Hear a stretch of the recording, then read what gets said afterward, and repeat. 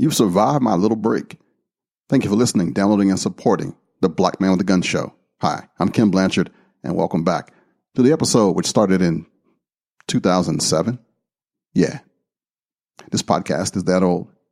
This week I'm talking about the Second Amendment rally that happened at the U.S. Capitol in Washington, D.C. You're going to get a chance to hear from Craig DeLuz. You're going to hear from Dave Smith, also known as the Parkinson shooter, and longtime activist instructor Rick Ector, along with a little private note if you stick around to the end.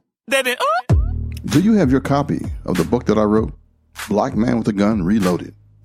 You can get yours today by going to book.blackmanwithagun.com. Don't be the only listener of the show that doesn't have the book, the background, the glossary, and the inside knowledge inside the Black Man with a Gun Reloaded book. Go to book.blackmanwithagun.com before it gets too late. Blackmanwithagun.com, Kenn Blanchard's pro-gun podcast.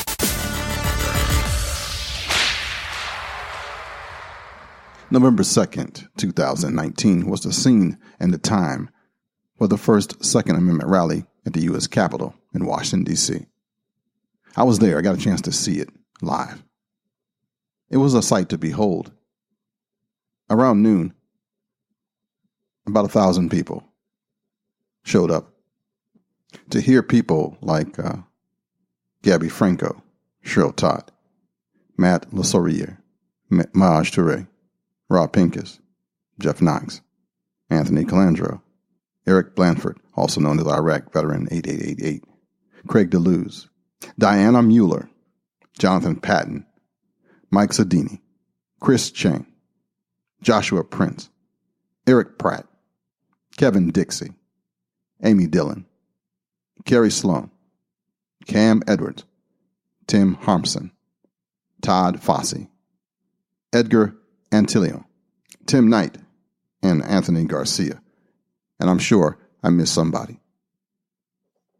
It was a grassroots effort. I mean, you got these speakers who all have audiences pretty large by themselves, new age audiences, people who are on Instagram, Facebook, social media, YouTube, etc. Speaking of YouTube, Hickok45 is one of the speakers, for example, one of the people that I missed. How can you miss a 7-foot tall guy? This wasn't funded by a big organization. A lot of little ones. A lot of individuals took it upon themselves to be here for their 5 minutes in the spotlight to talk and see people that they talk about and talk to socially on the internet. We got a chance to make our voices heard collectively and did it decently and in order. I did a couple of interviews, one with the French press, did one with another social media person locally I didn't recognize, but I can tell it was an African-American publication.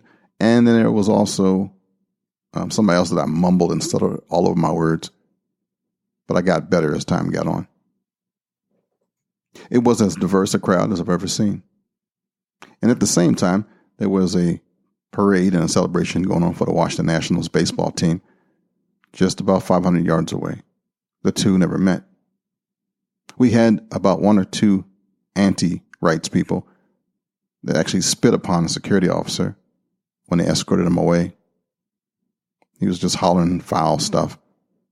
And it just looked bad for the other side when you have that kind of representation of not being civil, not being mature, being just ignorant.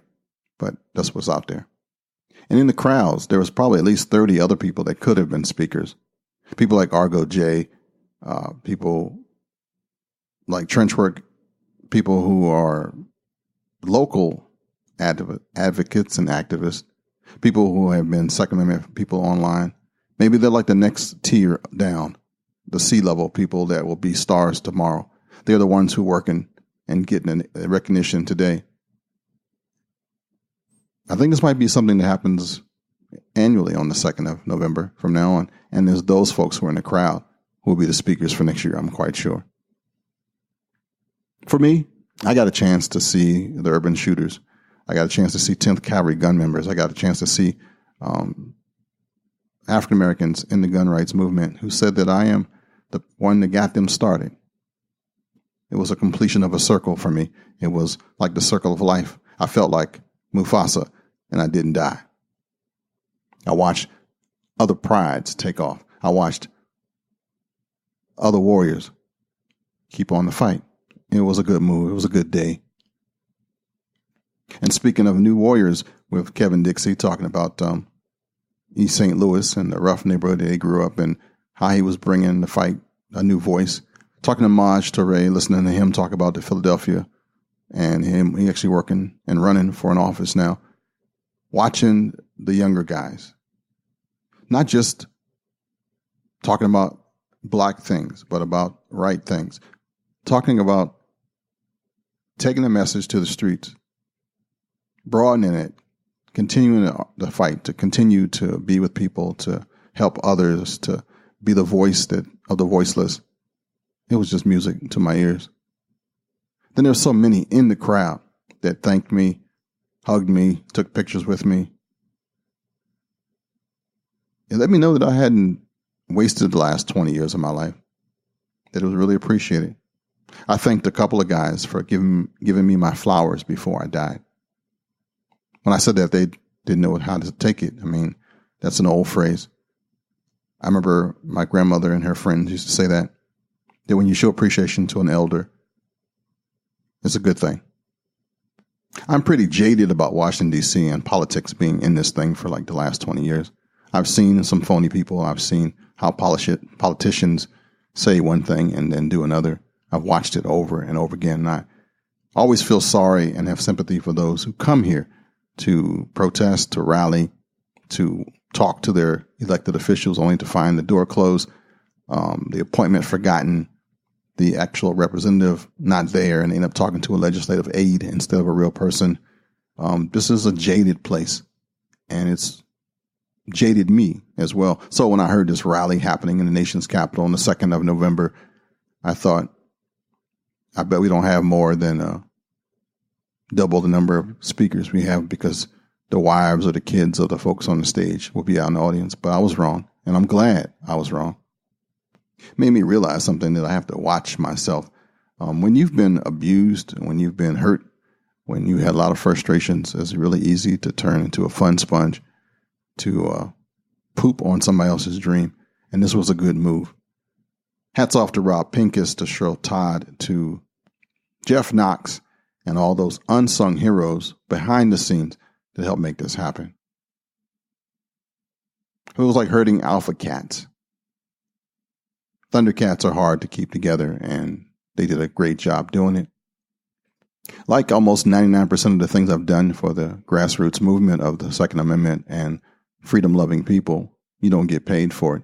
It's really hard for somebody to tell their wife or a spouse that you're going to travel somewhere, that you're going to spend money, and you won't be recompensated for it. This is a passion project. It's something that you do to further the mission.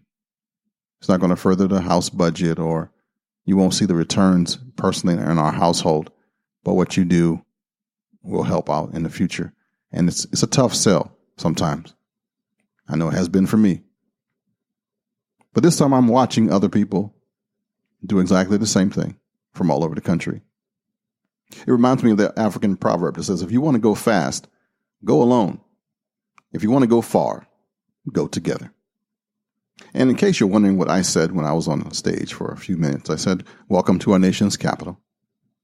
I reminded them that when I was 2 years old, I stood on the shoulders of my stepfather, not too far from this very spot, listening to Martin Luther King live.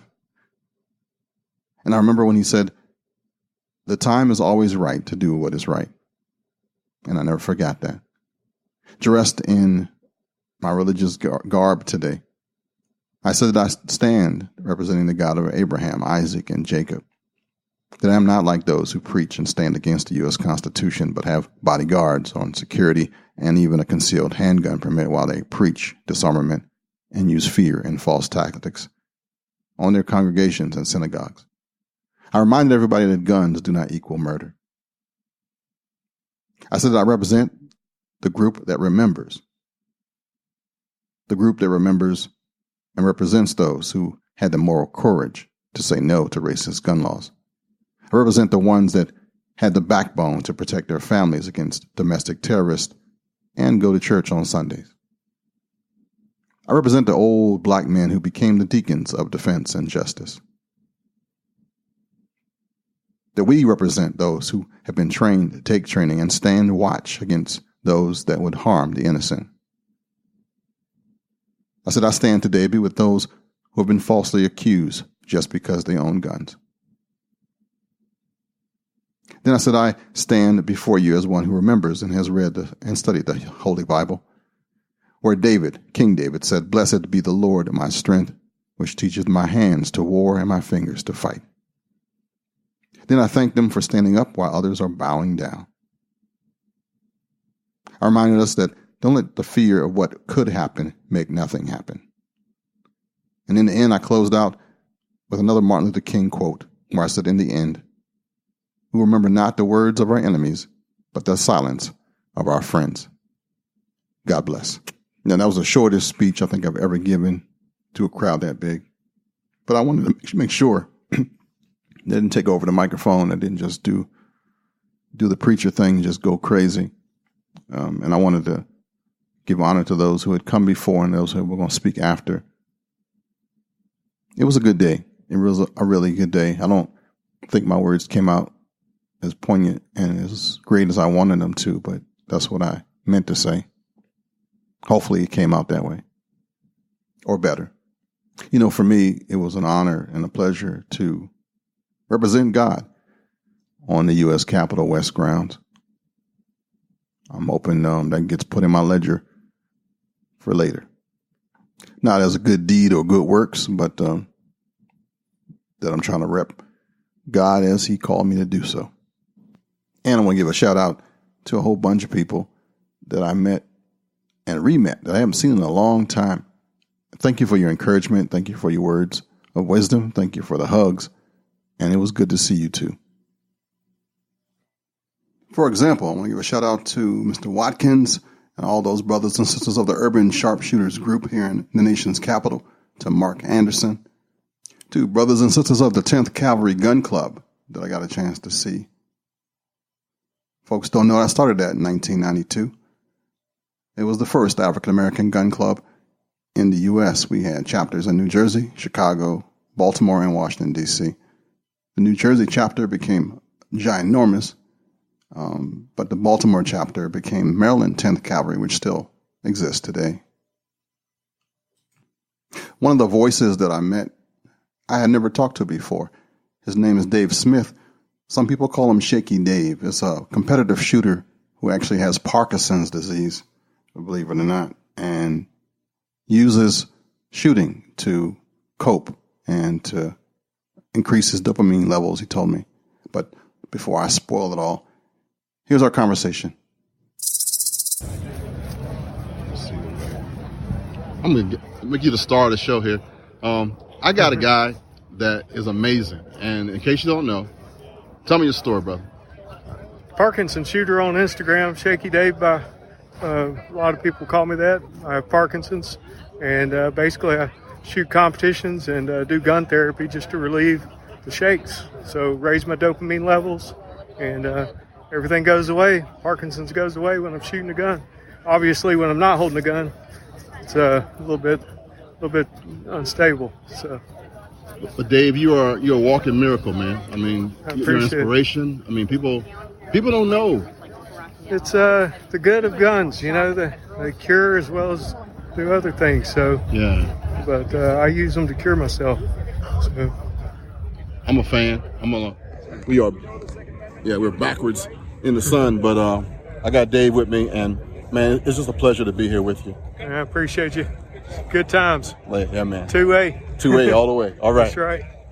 Thanks, man.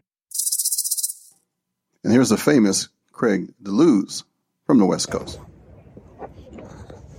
I'm actually at the steps of the western side of the Capitol, Washington, D.C., with my good friend from the West Coast. Craig, welcome, man, to the show. Hey, man, it's a pleasure to be here with you. Man, what we got going on today? Well, we're here for the 2A Rights Rally. here in Washington, D.C. We're on the West Capitol lawn. As you can see, there's a building right there behind us. Folks are just now getting together. They're just now gathering, and I think it's going to be a fun day. Absolutely, man. Tell me about your show and what you do. All right.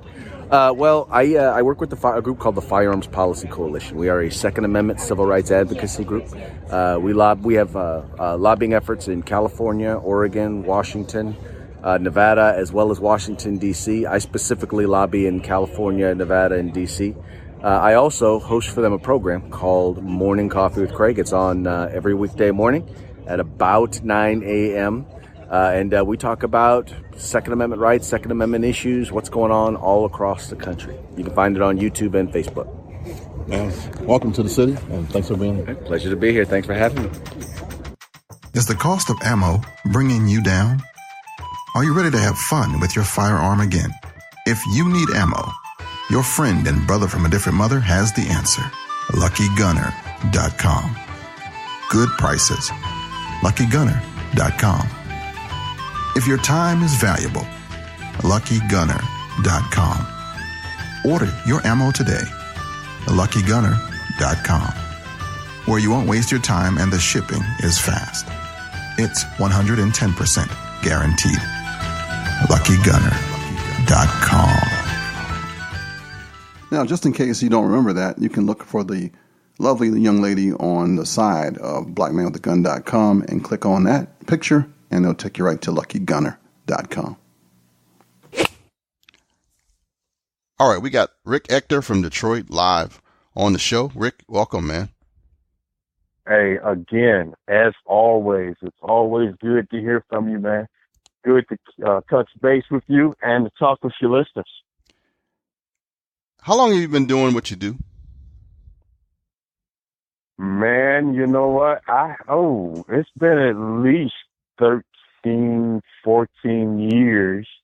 I mean, if you're talking about, what I do in the context of being a trainer, a firearms instructor, gun rights advocate, and, public speaker and that type of thing. Yeah. So it's been a few years now, man. That's all right. You got any political aspirations? Oh, I don't know, man. Every now and then people, they ask, and, I'm kind of off to the side, man. That whole political arena is just brutal when I look at what people have to actually go through once they declare their interest in the types of, politics that are involved, man. You know what? I'm looking at it and I'm wondering why anybody would want to subject themselves to that, gamesmanship or the things that they have to go through, while on the campaign trail. It's in the back of my head, man, but I'm not, actively pursuing it. Speaking of which, depending on when this episode officially launches, there's a mutual friend, Maj Toure, who's running for office, and I think the voting is for tomorrow. So hopefully, he does well and he wins his race, and he'll be able to go forward. And I'm sure all of us in the gun rights community will be looking to see what happens with that. Yeah, most definitely. What you got going on in the future? In the future, man, definitely still training. It's still of interest to me, man. It still, gets me fired up. I still enjoy, speaking with people who, for one reason or another are more interested in learning how to empower themselves, how to protect themselves. It's still, fun. Instructor classes are always fun also to, create a whole new generation of firearms trainers of trainers. The thing that I'm really looking hard at, and I might have even talked to you about it before, man, I want to be like you and following your path and at least write one book, man. You've written, 2 or 3 books by now. I have to at least get on the board, man. So I think writing a book, either, my path, in this whole gun rights thing and or, the women's event, that thing, how I came to put that thing together and how other people can do, something similar in their location. Every time I go out to a conference and meet with fellow advocates, it seems to be a topic people want to hear more about in terms of how I actually put it together and the do's and don't do's and that whole journey. And I was like, well, gee, instead of just having this same conversation over and over again, why don't I just sit down and just put ink on paper and actually, publish it as a roadmap? There's another question I get a lot is, well, how I'm growing this thing. What are the next steps in terms of growing the women's event? Do I look at still pushing more numbers in terms of just one location, or do I branch out into other locations? Or do we look at sort of a virtual franchise thing where I'm motivating people in other cities and other states to do it? But I think to even have that conversation, I would help myself a great deal if I wrote about it, man. So, yeah, this is me looking to follow in your footsteps again, this time as an author, man. I think you got 2 or 3 books out there. So, no, you got more than 2 or 3 books. Now that you're doing, like, fiction. So I'm not even dreaming of touching fiction now, but just some good how-to, instructional, and I guess in a way motivational writing to get people more involved in gun rights advocacy. That would be the natural progression on the path that I'm following. Tell me about the women's shoot. You do it in Mother's Day in May every year? I do it every weekend, the week after Mother's Day. That's been the case the past 4 years, and we're going to continue it. This upcoming year, 2020, it's going to be that first Sunday, directly a week after Mother's Day. It's been pretty cool that I came up with this idea of just standardizing the day that we do it, but I attribute that to the partnership that I established with the gun range that we use, man. We came up with the strategy that we would use like their lowest weekend in terms of patronization of the range, and they always came up with Mother's Day, but then a few of their workers, they were like, man, can we do it like some other week other than Mother's Day? Because I'd really like to see my mom or spend time with my wife and our kids. And I said, okay, the week after Mother's Day. And that Sunday, it's been holding firm for 4 consecutive years, and this will be the 5th year that we've done it at this particular range, and it'll be the 9th year overall, man. So great event. I love doing it. I love changing lives. I love empowering women. And actually, I also love to see the boost that the volunteers get out of the result of doing a good thing, man. For those that have never contributed or been a part of an event, just basking in the afterglow of doing a good thing for people, without anything in return, man. It's a good psychic, spiritual boost, man, and get a ton out of it, and so do the workers, volunteers, and our donors. And what is it that you're actually doing? Well, we're training women fundamentals of shooting. When we first started out this project 8 years ago, man, it was born out of watching a news telecast about a woman's body being discarded and just left in the street. And empowered, I was so emboldened to put out a call on social media for just women to meet me at this gun range on this particular weekend with literally just a handful of friends who were firearms trainers. And we trained, 50 women that week. And a good friend of mine, I talked with you about it, and, you basically motivated me to keep going, man. And that's what I did. From 50, we went to 100 and 200, and we just made that progression, and we did 814 women trained for free at a gun range. The range was donated by the range owner, And the labor was donated by range safety officers and fellow firearms instructors, and the gun rights community at large donated ammo. And we had a guy who has a gun-related business who donated the guns for our youth. So it's been a labor of love, and it's been 100% donation-driven. And, the resources to do it another year is going to increase somewhat to go from just over 800 to 1,000. But I believe the gun rights community, man, they like what we're doing, and I believe they're going to support us, and they'll help make sure that we don't have any roadblocks getting us to our 1,000 women trained for free in one-day event. And where is this at again? We do it over at the Top Gun Range in Taylor, Michigan. And the dates, I have to look at a calendar, but it is the first Sunday after Mother's Day. If memory serves me correct, I think it's the 17th, but don't quote me. All you have to do is look for Mother's Day and just add a week that following Sunday. Bet. And this is right outside of Detroit proper.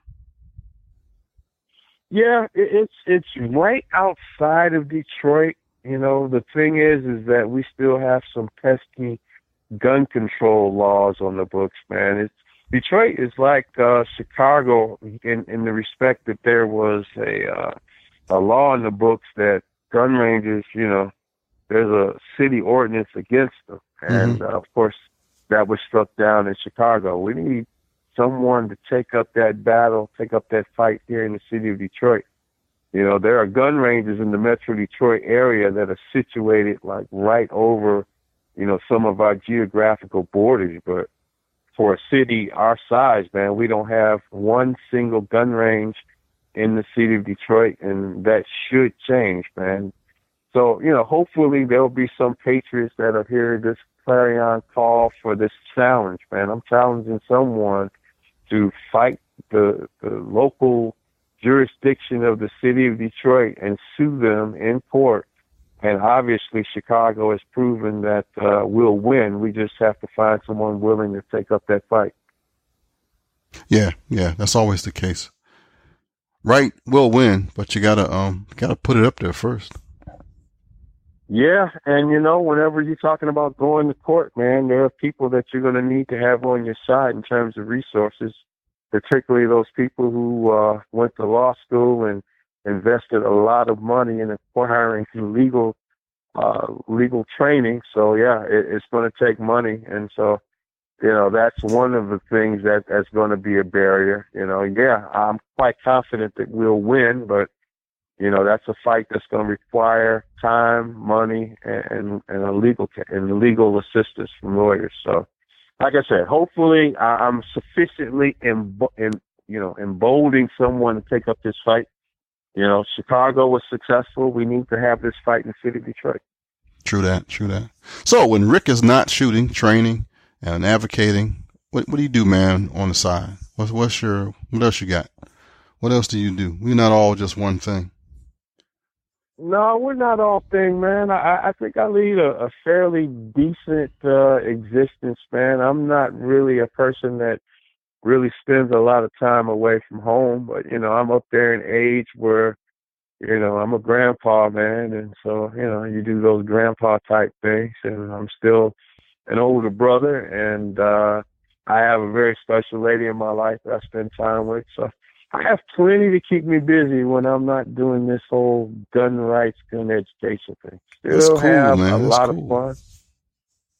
So I'm old enough to be very experienced, but I'm still young enough to have some fun too. So it's good being me. Oh, good stuff right there, man. So you self-made millionaire, or are you still working? I'm still working on that first million, man. I tell you. And if I had $1 billion, I'm telling you, like just sitting in the bank accruing interest, I still couldn't think of a better way to spend my time than helping other people and empowering other people. That's one of the things about doing something that you love. I truly enjoy and love what I'm doing. I just haven't made my first million yet. but I'm still figuring out a way on how to do that. And God willing, I will be successful before I leave here. Good stuff, man. Hey, man, just recently you and my man, Mr. Weldon, got a chance to be on Tucker Carlson's show. How was that? Oh man, that was just a great experience. You know, the platform and the, you know, the exposure. You know, there was 2 back-to-back episodes on consecutive weeknights, you know, last Tuesday and last Wednesday. Each segment was like 3 minutes long, but they were very well done, well edited, gave a lot of input, you know, on the 2 separate episodes. They featured, you know, 2 of my students. One was a woman who defended herself and was injured in the process. And of course, the second episode featured Marcus Weldon. You know, he wrote a book about his experiences, the Santa shooter. You know, I got an opportunity to see how, you know, a broadcast like that is put together, man. And they went to multiple sites and we talked, you know, for an extended period of time, you know, maybe an hour and a half, 2 hours. And I know we talked a lot about guns. I have no idea exactly what was going to be in it until they actually edited it down. But I thought they did a really good job. And also there was some input into the project from our local police chief, James Craig. He did an awesome job. And it was just a lot of input from a lot of people. And the 2 subjects, 2 students of mine, they shared their story before a national audience. And we got the word out, man. Detroit is a shall-issue city and a shall-issue state. And hopefully it will embolden people who don't live in environments such as we do, man, to at least be sympathetic and explore the opportunity of becoming a shall issue in their home jurisdiction. So it's just been a great project, man. It was great exposure. It was a great opportunity, and it was a lot of fun. I enjoyed doing it. Let me tell you, if anybody else wants to come to the city of Detroit and talk with us and talk about self-defense, the door's open. Just reach out to us, you know, and we'll talk. I've never seen a pro-gun police chief. I mean, that was like a first, man. Well, you know, it's really interesting how that whole, you know, thing played out. You know, at the time, the city of Detroit went into a bankruptcy. And so our then leadership, elected leadership, was removed from office, man. And so we had a guy who was over the bankruptcy. He actually went out and found Chief James Craig and hired him. And when he became the police chief here locally to Detroit, man, he wasn't beholden to a mayor. And luckily for us, his background was such that, you know, he was a police chief in a pro-gun community, and he brought that, you know, that mindset and that attitude here to the city of Detroit, and didn't have typically anti-gun mayor of a large city, you know, to answer to, man. And the public, you know, received him very well for his views. And I guess when we did get a mayor, you know, installed, you know, he typically in the past has voiced anti-gun views, but he still retained and kept Chief Craig, and he became very popular here in the city of Detroit, and he's still on the job, and we're glad to have him for as long as we can. Oh, that's good stuff right there. Man, how can folks reach you, find out more about Legally Armed in Detroit and Rick Ector? You can definitely reach me at my blog, legallyarmedindetroit.com. My flagship website is at detroitccw.com. You can Google me on all the social media platforms, whether it's Facebook, Instagram, Twitter, and I have a YouTube channel. Get this, I've put up over 2,000 videos on my YouTube channel, so I've been putting in work for a lot of years. And if anybody wants to give me a call, my number, yes, I'm publicly putting it out there, 313-733-7404. Nice. Well, thanks, man. Thanks again for being The Rock, for being my steady guy forever and a day, a good friend of mine, somebody that I never have to hesitate to think about. You're always there. Thank you for being that. Oh, man, it was definitely my pleasure. Because you know what? I still, make people laugh on the verge of tears when I tell them how I met you, how I heard about your podcast, and how I knew you were going to be at the Gun Rights Policy Conference in Fort Mitchell, Kentucky, and how I followed you around the conference like a lost puppy. But you know what? It's been a great journey, man, and I appreciate your friendship for not continuing to think that I was some weirdo or something following you around asking you a million questions. But man, I tell you, it's been great, man. I want to thank you, man, for being my friend and for being there for all these years that we've known each other. Thanks, brother. I really appreciate that. All right, y'all. This was Rick Ector, and you will hear from him again here on the Black Man with a Gun Show podcast. Thanks, man. Thank you.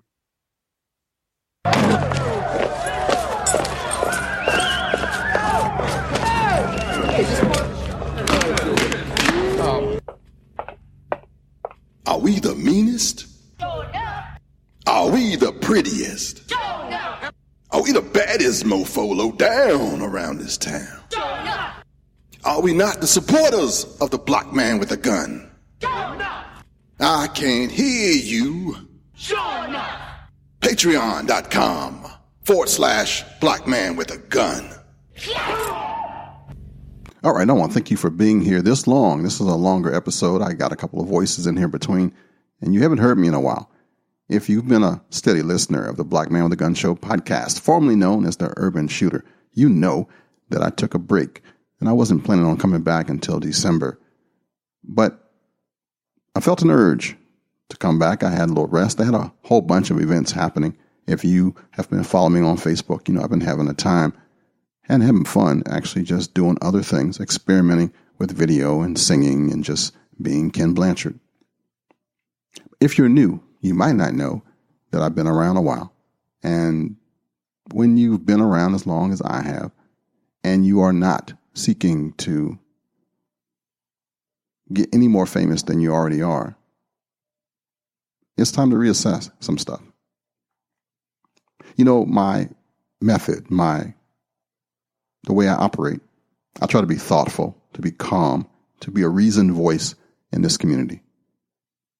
By being compassionate and having a commitment shine through everything I do, changes people on a slower level. You won't gut react to nothing I say. I want to make you think. I give you my unique perspective as a person of color, a man of God, a father, a friend. And if you're in my inner circle, you know that I've been talking about leaving this arena for a while. I've been debating and contemplating and trying to reason why stay around. You see, I didn't try to do this as a profession necessarily. I was just doing it to do the right thing. To be the opposite to the hype person, to be the opposite to the one who is just fighting to keep money flowing. I had a purpose from the beginning. That one day, the Black Man with a Gun name would no longer make your eyebrows arch. It would no longer be a joke, no longer be something that you ran from. That one day there will be lots of people with color arm themselves. There'll be gun clubs and activities and events and channels and shows, and no longer be a shock value, this term, black man with a gun, or Negroes with guns, or Latinos with firearms, or anything of that. And I've plucked that nerve as best I can. The Latin American Gun Owners Group on Facebook, their page is about 10 years old. I actually started that. I helped a little with the Pink Pistols in the beginning, way back in the beginning, in the 90s, when a guy by the name of Cricket used to run it. I've been the big brother for Refuse to Be a Victim that the NRA used. I watched quite a few programs that I influenced or suggested in the Urban Affairs Committee of the National Rifle Association. But when you count up all the stuff that I've done and then look forward to like, what have you done for me lately? Not so much. I don't want to be that guy, that old uncle, that grandfather that just always makes you look backwards and never forward, not doing anything.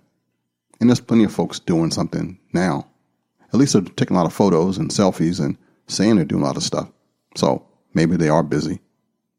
But they're getting famous for it and they're making money with it. So hopefully the work will get done. And even though there are quite a few people who still suggest that I just keep on going a little bit longer, homie is tired. Homie is done. I think I've done all I could do or should do. I'm going to leave it up for the next generation to take it from here. I want to end on a good note.